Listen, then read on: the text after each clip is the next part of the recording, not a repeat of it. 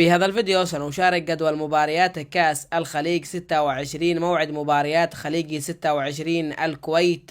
لكن قبل البدء أرجو من الجميع دعم الفيديو بالضغط على زر الإعجاب والاشتراك في القناة. السلام عليكم مشاهدي قناة في الجول سبورت الأعزاء. نبدأ الآن بعرض جدول مباريات الجولة الأولى من بطولة خليجي 26 والتي تقام في يومين.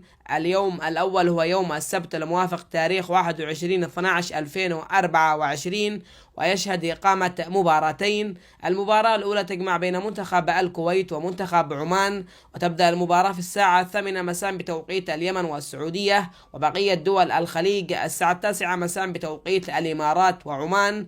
المباراة الثانية تجمع بين منتخب الإمارات مع منتخب قطر، وتبدأ في الساعة 10 مساء بتوقيت اليمن والسعودية، وبقية دول الخليج الساعة 11 مساء بتوقيت الإمارات وعمان. ويشهد اليوم الثاني يوم الأحد تاريخ 22/12/2024 إقامة مباراتين أيضا. المباراة الأولى تجمع بين منتخب اليمن ومنتخب العراق، وتقام المباراة في الساعة 5:25 مساء بتوقيت اليمن والسعودية، وبقية دول الخليج الساعة 6:25 مساء بتوقيت الإمارات وعمان. المباراة الثانية تجمع بين منتخب البحرين ومنتخب السعودية، وتقام في الساعة 8:30 مساء بتوقيت السعودية واليمن، وبقية دول الخليج الساعة 9:30 مساء بتوقيت الإمارات وعمان. وسوف تقام مباريات الجولة الثانية في يومين أيضا. اليوم الأول هو يوم الثلاثاء الموافق تاريخ 24/12/2024 ويشهد إقامة مباراتين.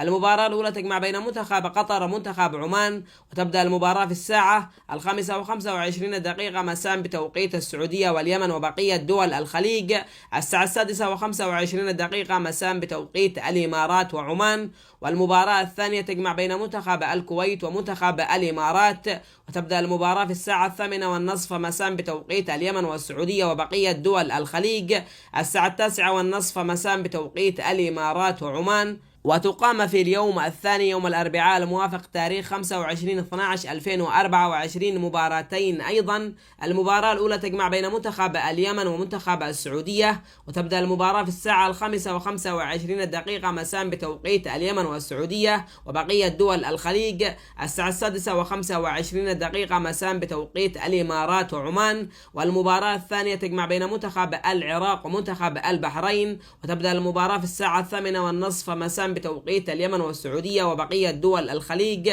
الساعة 9:30 مساء بتوقيت الإمارات وعمان. وتقام مباريات الجولة الثالثة في يومين أيضا. اليوم الأول هو يوم الجمعة الموافق تاريخ 27/12/2024 ويشهد إقامة مباراتين في نفس الوقت. الكويت يواجه قطر والإمارات تواجه عمان، وتبدأ المباراتان في الساعة 5:30 مساء بتوقيت اليمن والسعودية، وبقية دول الخليج الساعة 6:30 بتوقيت الإمارات وعمان. ويشهد اليوم الثاني يوم السبت الموافق تاريخ 28/12/2024 إقامة مباراتين أيضا في نفس التوقيت.